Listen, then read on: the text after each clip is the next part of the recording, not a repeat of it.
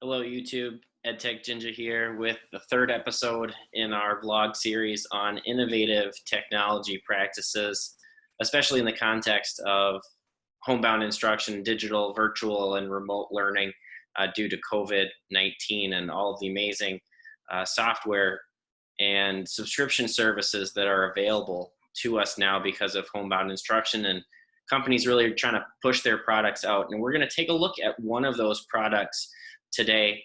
It is called Epic. I was made aware of Epic by actually a parent of one of my students in this homebound, safer at home situation that we have here in Wisconsin. And she was really surprised at the amount of material that was available. And she wanted me to check it out. I did, and I ended up signing up for a free account for my entire class, sending out invitations to everyone because I thought it was that good. And so we're going to take some time today to look at why I think Epic is a truly innovative way to not only bridge this remote kind of learning situation and give students some extra opportunities to interact with literature simply because libraries are closed or they're not interlibrary loaning books between public libraries, and certainly our school libraries are inaccessible. So in a lot of ways right now, the only materials that students can read are online, and this kind of helps them and helps their parents get an idea of what's a good fit book for them. But at the same time, when life goes back to normal, whatever that looks like, I can totally imagine using this piece of software in my classroom, and might actually end up purchasing a subscription to it depending on the price for my classroom with PTA money that I get on an annual basis. I think it's that good. So I'm going to share a screen with you to show you a little bit of what Epic looks like and why I think that it's such an innovative way of giving and delivering content to our students. All right, so when you go to Epic's homepage, it's just getepic.com. You'll come to this website. It starts like many subscription websites do with a free 30-day trial, some information and titles of books that you might recognize, series of books that you might recognize: Diary of a Wimpy Kid, the Menagerie series, the Wings of Fire series, Captain Underpants, storybooks like A Bad Case of the Stripes, Dr. DeSoto, Frog and Toad, just the number of National Geographic, the number and type of literature that they have from really quality sources is pretty amazing. Kind of gives you an idea of what multiple different platforms, works on a computer, works clearly in an iOS device, an Apple universe, but also has Android as well, Android and Google Play applications that work as well. But anyway, I'm going to show you what it looks like from an educator point of view. You just log in. Like a lot of these, there's a parent login and students and educators. And what's great is that I can connect this with my Google account already. And so it can connect to Google Classroom as well, which is super awesome. And give it just a moment here.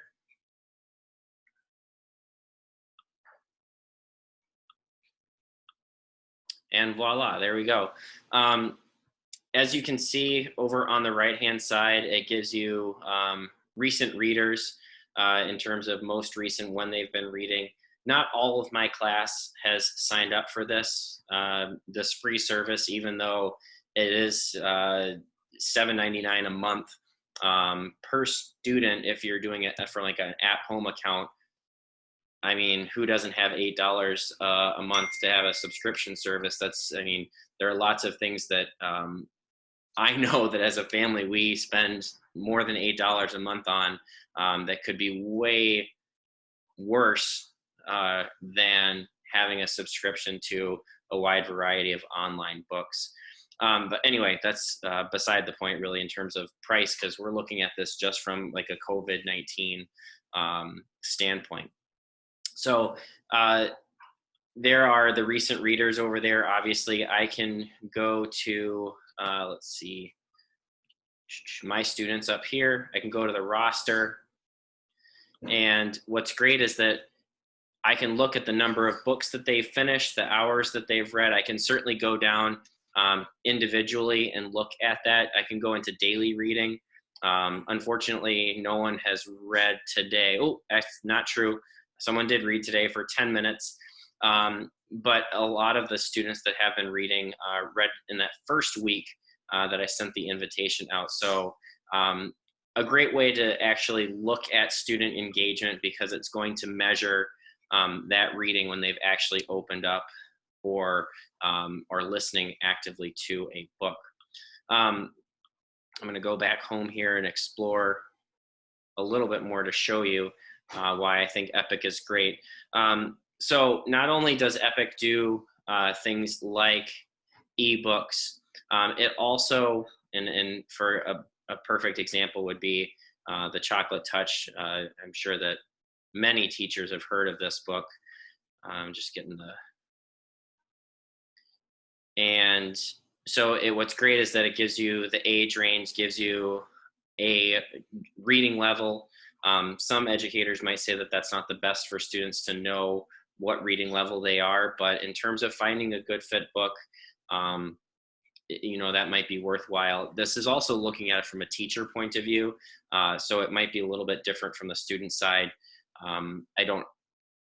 I haven't looked at it from the student side, so I couldn't tell you, but I imagine that the student side looks different, and I'm sure that you could probably figure out a setting that would show or not show the reading level. But it's amazing, truly amazing, that this is just a digital version of a book that we have probably seen in our classrooms many times if you're an elementary teacher. And what's cool is that if you don't know a specific word, and this is one of the ways that it's super innovative, and it allows for some very remarkable independent reading type of scenarios, is that all of these books are OCR, meaning they've used optical character recognition, and if you click on a word that you don't know, it'll first pronounce the word, and then it'll give you a definition of what that word is. So it's a really great way for students to be able to read a good fit book, knowing that there are going to be some words that they don't know, and that they'll have the support of the software itself in order to help them figure out those tricky words. Now, certainly, if it's not explicitly taught, then students could just click through all the tricky words that they don't know, and then they wouldn't necessarily try out those strategies. But it would be relatively apparent to you if you were, progress monitoring a student like that, and then they don't use those strategies. It would be very clear that they hadn't been practicing them, and it would be an opportunity to reteach. Another way that this is great is that Epic also has a number of audiobooks. I know that in my classroom, I have about 36 audiobooks, but they're on CD, and we don't have a portable CD player. I use an external CD player to do read alouds with my students, probably 15 to 20 minutes every day. But I know for a fact that not everyone is in agreement on what we're reading at any one time. So from an engagement point of view, it'd be way better for students to be able to choose what it is that they want to read. And similarly, if there are a lot of students that want to read the same thing, a piece of software like this would definitely allow,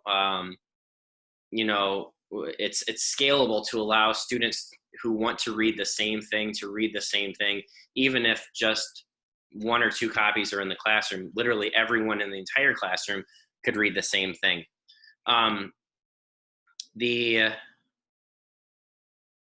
Let's see here. These are the audiobooks. So Wings of Fire is on audiobook. Boxcar Children Goosebumps, I'm not a huge fan of that in terms of quality.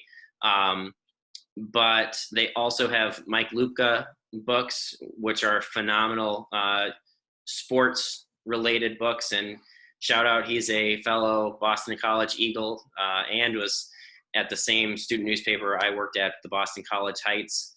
This is my shameless plug. Check it out, bcheights.com. Amazing award-winning student newspaper, the independent student newspaper of Boston College. Check it out. He used to be a sports writer there. I used to be a photographer and a photography editor there, as well as a systems manager. So just shameless plug right there. Anyway, also they have 39 Clues, just lots of popular books that kids are excited to read. So high engagement level as well. One of the really cool things, and this happened totally serendipitously the other day, was that students were talking about movies they wanted to see, and Call of the Wild came up as a topic. And a number of students said, yeah, I want to see Call of the Wild, this and that. And it was literally the day that I had sent this invitation out to students to check out Epic. And knowing that Call of the Wild is a classic book, not maybe a super big royalty book in terms of, the money that Jack London's estate is getting from that book. So I checked Epic and I put Call of the Wild, and boom, Call of the Wild was there. Not only was Call of the Wild it was an audiobook here, which is great. Actually, even a different one, not just an audiobook, but a read to me, which is even better. So the student can choose whether they want to read or have it read to them, which is a great support and totally mimics the way that we would do that in the classroom, or sometimes we recommend the parents do it at home. So again, an innovative approach to technology that it really allows the exact support that students need in that moment. And what they're used to as well. So just a really cool thing. And so I recommended that my student who had wanted to see the new Harrison Ford Call of the Wild movie to check the book out. And we talk about movies and books in my classroom all the time and the connections that they have. And like most teachers, I will say you should check the book out because the book is way better. And so my students believe that, and we were able to do that digitally through Google Classroom, make that connection with Epic, and get a student reading a classic book that is far more important than the 2 hours that they'll spend watching the movie. However good the movie might be, Jack London's book is going to be better. And from a learning point of view, how much more important is it for students to be reading that classical literature, but also make connections to text to self and the text to world connections that they can have after they've read the book and seen the movie. So it's a great kind of 1-2 punch educationally to have a tool like this. As far as an innovative approach goes, what I also like about Epic is that, and I'm stopping sharing the screen so I can get back to it and not lead you on a wild goose chase. What I love about Epic also is that if, for example, that Call of the Wild book was a book that I thought that a specific student should, in fact, read. Just like I could get books from a book room at school, or I could get from my own library or the public library and say, this is the guided reading book that we're going to read together. I can literally assign that book to any one of my students. I can assign it to the whole class. I could assign it to an individual student based on interest, based on reading level, based on Lexile level, based on really anything, based on the fact that they could listen to the book or read the book. Just the possibilities are really, really very extensive with Epic. So a really cool piece of technology. And I want to connect this to our EDL 755 readings. And Brene Brown is great. I mean, she's a phenomenal writer, great storyteller. And she, in fact, in her book, Dare to Lead, talks about her role as a researcher really being a storyteller. And as a data analyst from my days in telesales at West Corporation as a contractor for American Express, as well as when I was working in IT in Boston and higher education at Harvard Business School and Bentley University, data tells a story. And as a researcher, she truly believes that data does tell a story, and that if you can't measure it, then it hasn't happened. I know that some people who are not data savvy or think that anecdotal evidence or that narratives are powerful examples, and they can be, but in my opinion, I agree with Brene Brown that if you can't measure it, it hasn't happened. And this year in the classroom, what I did was I extensively used the data that I found from our iReady testing to find out holes in my students' achievement. And even if that was a hole in achievement for someone who was at or above grade level, I still wanted to move them up. And for students who were below grade level, we needed to find out specifically what it was that they needed in order to backfill, to get confident with that skill, and to succeed in the future academically, not only on just the test, but be able to apply it in their learning. And clearly, I'm just one person.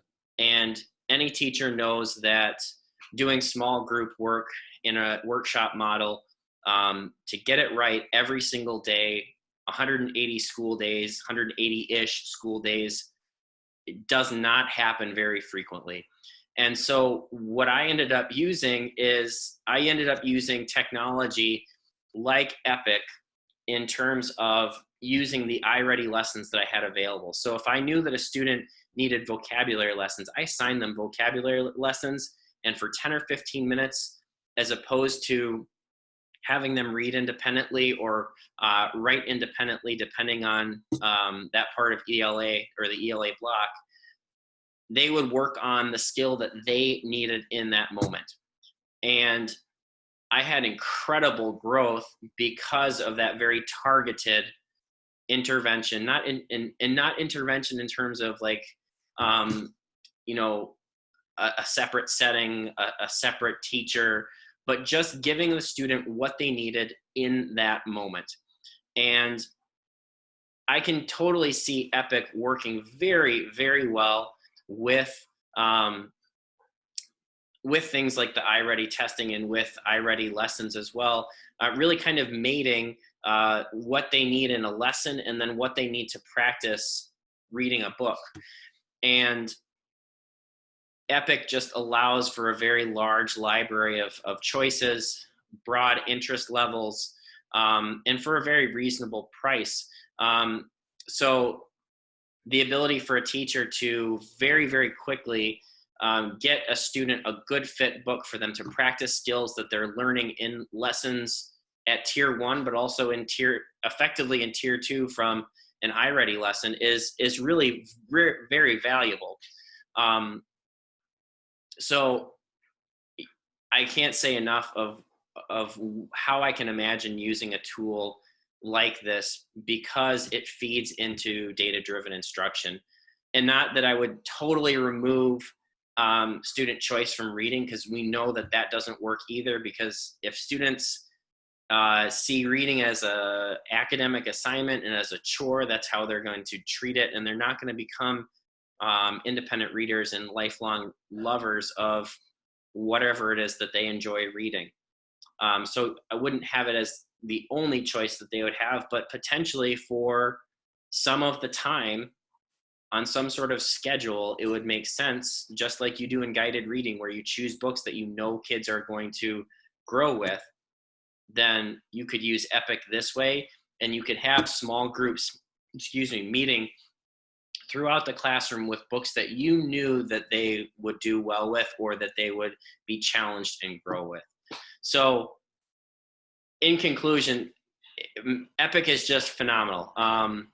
Truly innovative because it allows a classroom teacher to effectively kind of clone themselves, and be able to be with students in terms of supporting them with those tricky words, being with them in terms of monitoring what it is that they're reading, how quickly they're reading. It allows you to really just kind of snap your fingers and say, get your piece of technology, sign into Epic or sign into iReady, and off you go. And literally, that the minute those students get logged in and are actually on that, interactive website or that app, that they're learning. They're going to be focused, because we know the brain research that screens draw them in. And, we know that they're going to be engaged and block out, distractions. I've seen it in my classroom, and the test scores and the way that my students approached literature and writing totally changed when I was using very targeted lessons through iReady, and it was across the board. So I can only see that Epic would be a great piece of software to kind of mate with iReady or targeted instruction, and it would be something that they could take home as well. So just a great tool. I hope that you are excited about it as I am. Give it a try. You have 30 days for free, and currently they are having educational accounts be available through the end of June. June 30th is going to be the last day of kind of shelter in place, COVID-19 free access. So really take a look at it. It's a remarkable tool, and it might be worth your while for as an individual teacher, as a parent, or as a district to consider using such an innovative tool. It's a great example of innovation because it's not necessarily all that new, right? Like, we have had ebooks around for a long time. We've had audiobooks for a long time. But to really have it mated in terms of to classroom management, to a roster, to assign and have accountability aspects of of self-guided technological remote virtual learning is really, really cool, and especially with a library that is so high interest to students. So anyway, check it out. Getepic.com. That'll be in the description below. Hope you've enjoyed it. I hope that you have a great rest of your day. This is the EdTech Jinja signing off.